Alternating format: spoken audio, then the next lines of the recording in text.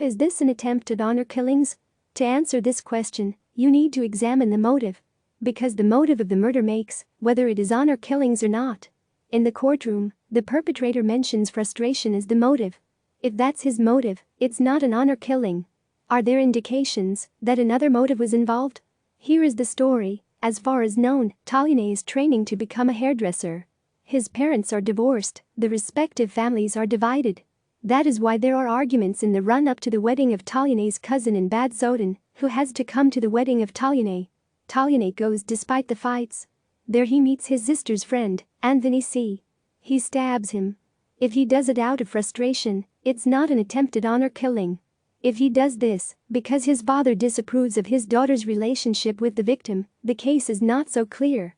It is quite possible that the father has urged his son because suddenly Talione shouts, "I stab that son of a bitch," and goes loose on Anthony. He was a German-Pakistani political candidate into Christian. The perpetrator's family are Muslims from Turkey. Talione stands out in captivity because he roars around and curses himself for not having killed Anthony. In January 2016, the trial starts at the District Court Frankfurt am.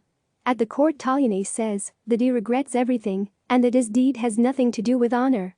He was only worried about his father. That may be true, but the question remains why he didn't go after his father. The next lecture, however, is also conceivable. Perhaps the perpetrator was trying to regain his father's respect. Perhaps the father suggested that Anthony should be murdered. Then it would certainly be an attempt at honor killing. In this case, it can be assumed that the perpetrator later denies his honor motive in court because he wants to protect his father.